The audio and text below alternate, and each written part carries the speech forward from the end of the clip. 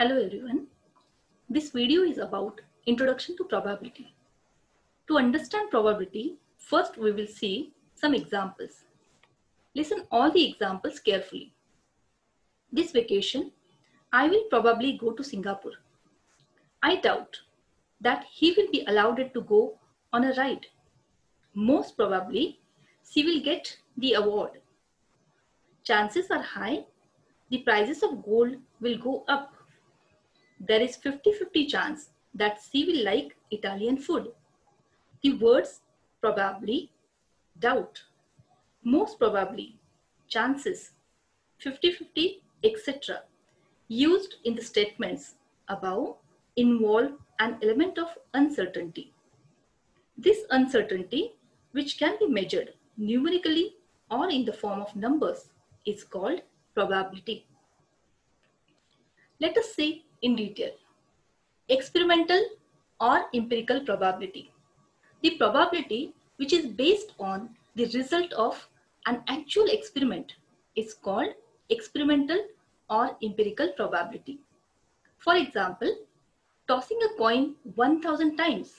Here we do the actual experiment. But remember, these probabilities are only estimates.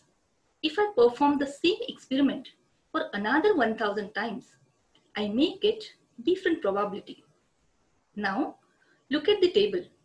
The first column states number of times a coin is tossed. In the second column, we have number of times head comes up.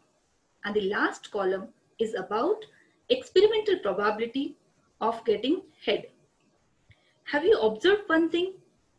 As the number of tosses increased, the experimental probability of a head seems to be settling down around 0.5, that is 1/2.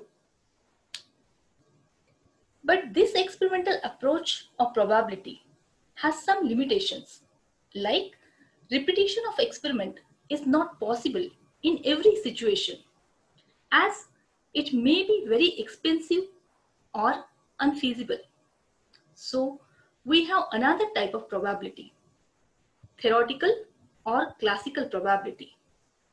We will understand this using some examples. Repeating the experiment of launching a satellite and counting its failure during launching is difficult. The repetition of earthquake in a year or arising storms in the Bay of Bengal. In many such type of experiments, the repetition of an experiment can be avoided by making certain assumptions. These assumptions help us in calculating the probability directly or by theoretical approach. So, we can conclude that there are two types of probabilities. First one is experimental or empirical, which depends on actual experiment. Second one, theoretical or classical, which depends on assumptions. Let us see the formula of probability.